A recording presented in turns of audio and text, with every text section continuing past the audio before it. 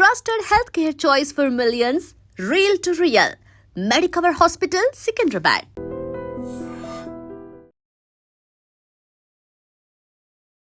నమస్తే గురుగారు. మహాదేవ శ్రీమాత్రే నమః.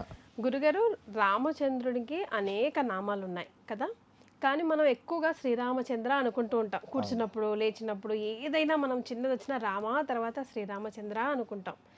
ఆ రాముడు పేరు తర్వాత చంద్ర అంటే ఆ చంద్రుడి పేరు ఎందుకు వచ్చిందా అని, ఎలా వచ్చిందా, దాని వెనకాల గాథ ఏమైనా ఉందా? అమ్మా తప్పకుండా ఎందుకంటే ఇప్పటి వరకు ఇలాంటి క్వశ్చన్ కానీ ఇది ఎవరు ఎక్కడా కూడా అడిగిన దాఖలాలు లేవు అసలు యాక్చువల్లీ. కానీ రామ అంటే ఆ పిలుపులో ప్రశాంతత. రామ అంటే ఒక్కడే అవుతాడు స్వామి. శ్రీరామ అంటే సీతతో సహా మనకు రాముల వారు అవుతారు. ఆద్యాంతము కూడా అందంగా ఉండేటువంటి ఆ శ్రీరాముల చంద్రుల వారి గురించి ఎంత చెప్పినా తక్కువనే. ఎందుకంటే వాస్తవానికి చంద్రవంశము ఇదొక పాయింట్. శ్రీరామ చంద్రులు అన్నప్పుడు అందరూ కూడా మొత్తం వారి అంటే స్వామివారి కుటుంబం మొత్తము కూడా అందులో వచ్చే పరిస్థితి ఉంటుంది. శ్రీరామచంద్రుడు స్వామి యొక్క జననం కానీ లైక్ తన సుందరమైన రూపాన్ని కానీ అందరూ కూడా ఉదయం చూస్తూ ఉండి మురిసిపోతూ ఉంటారు ఆ రాముల వారిని చూసి.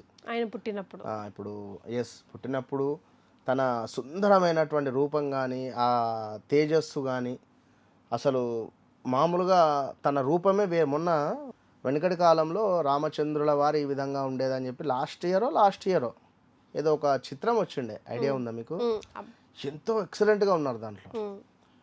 సో వాస్తవానికి ఎంతో అయోధ్య అయినప్పుడు అయోధ్య రాముల వారిని ప్రతిష్ఠించినప్పుడు రకరకాల చిత్రాలు వచ్చాయి ఆయనకి సంబంధించి. సో ఎంతో అందమైనటువంటి స్వామి. మరి చంద్రుడు బాధపడుతూ ఉంటాడు. ఎందుకు అంటే సూర్యుడు ఉదయాత్పూర్వము, చంద్రుడు ఎప్పుడు వస్తాడు? సాయంకాలం వస్తాడు. అరే అందరూ ఆ రాముని చూసి మురిసిపోతూ ఒక్కొక్కరు ఒక్కొక్క రీతిలో. ఇప్పుడు ఉదాహరణకు ఒక అలంకరణ, భగవంతునికి సంబంధించినటువంటి ఒక అలంకరణ మనం చేసామనుకోండి. ఆ అలంకరణ చూసి కొన్ని వేల మంది భక్తులు కానీ కొన్ని వందల మంది భక్తులు కానీ ఎంత బాగున్నాడు, ఎంత బాగుంది వెంకటేశ్వర స్వామి కానీ లేదా ఈశ్వరుడు కానీ, వారి అలంకరణకు. మొన్న శివరాత్రి జరిగినటువంటి సందర్భంలో లింగోద్భవ సమయంలో అభిషేకం అంతా అయిపోయిన తర్వాత స్వామికి అద్భుతంగా అలంకరణ చేయడం జరిగింది. అద్భుతం అంటే 2 కాళ్ళు సరిపోదు. సుమారుగా ఒక 1000 మంది ఉన్నారు మా దేవాలయంలో. వారందరూ చూసి ఎప్పుడెప్పుడు చూద్దామా, నేను అడ్డు పెట్టేస్తా. నేను అలంకరణ చేసేటప్పుడు ఎవరిని చూడనివ్వ, అడ్డు పెట్టేసి అలంకరణ చేసేటువంటి తరుణము, ఒకరు తొంగి చూడడము, అట్లా చేయొద్దు మీరు అని చెప్పి. అంటే లైక్ అలంకరణ మొత్తం అయిపోయిన తర్వాత మహాహారతి ఇచ్చేటువంటి తరుణంలో ఒక్కసారిగా లైట్స్ ఆఫ్ చేసేసి ఆ రాత్రి 1-1:30కు హారతి ఇచ్చేటువంటి తరుణంలో ఒక్కొక్కరు అయితే గూస్ బంప్సే అవుతాయి. అంటే ఎందుకు? మనము మానవులం.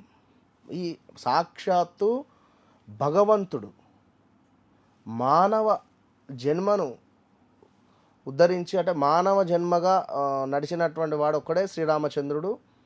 లైక్ భగవంతుడు అయినప్పటికీ కూడా మానవ రూపకంగా కానీ మానవులకు సంబంధించినటువంటి విధంగా ఉన్నటువంటి స్వామి శ్రీరామచంద్రుడు.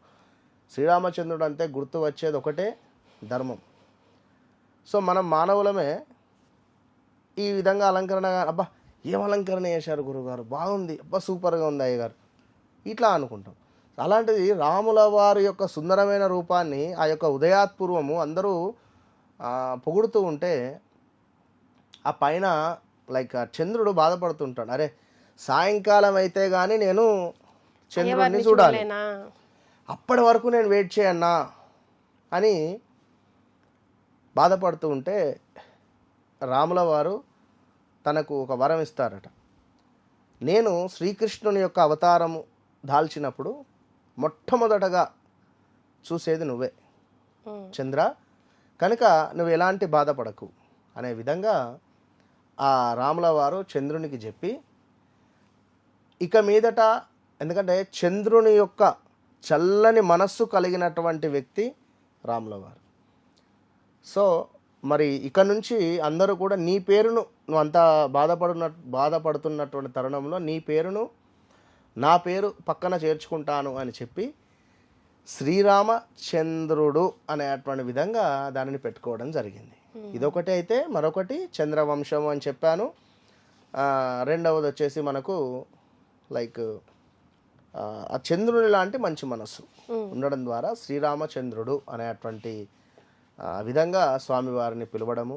రేపు 27వ తారీఖు అంగరంగ వైభవంగా స్వామివారి యొక్క శ్రీరామనవమి.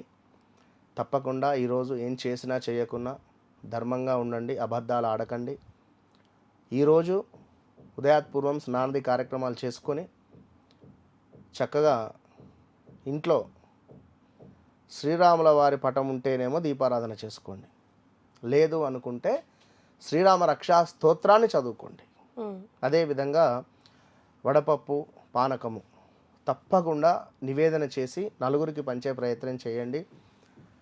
శ్రీరామనవమి రోజు నాడు ఒక్కొక్క ప్రదేశాలలో 1 వీక్ వరకు కూడా మన పందిరులు ఉంటుంది. ఆంధ్రాలో ఒక 4 రోజుల 3 రోజుల ముందు నుండే, ఇప్పుడు మన ఇంట్లో ఏ విధంగానైతే ఒక పండుగ వాతావరణం ఉంటుందో ఆ విధంగా అరేంజ్ చేసి పెడతారు. ఇక భోజనాలు అయితే ఇక మీ ఇష్టం అన్నట్టుగా ఉంటుంది. కనుక అలాంటి సందర్భాలలో మీకు సేవ ఎక్కడైనా దొరికితే హ్యాపీగా సేవ చేసుకోండి. చక్కగా మజ్జిగను, రైస్, లైక్ ఏదైనా మనకు చేతనైనంత ఇచ్చేటువంటి ప్రయత్నం చేయండి. మొత్తం మీద రామచంద్రుల వారికి సంబంధించినటువంటి పేరు నుండి 27వ తారీఖు జరిగేటువంటి స్వామివారి యొక్క కళ్యాణం వరకు రావడం జరిగింది. మనం కూడా మన ఆధ్వర్యంలో శ్రీరాముల వారి కళ్యాణము, శ్రీరామ రక్షా స్తోత్రము, హోమము నిర్వహించే పరిస్థితి, అన్నదానాలు కూడా ఉన్నవి. సో తప్పకుండా ఎవరైనా ఇంట్రెస్ట్ ఉన్న వాళ్ళు కింద కనబడే నెంబర్ను సంప్రదిస్తే సరిపోతుంది. రైట్, చాలా సంతోషం గురుగారు. నిజంగా అంటే చందమామ కథల్లో చెప్పుకున్నట్టుగా అనిపించింది. రాముల వారి పేరు కింద లేదా పక్కన చంద్రుడి పేరు ఎందుకు అటాచ్ అయిందా? చాలా సంతోషం అండి. మహాదేవ మహాదేవ.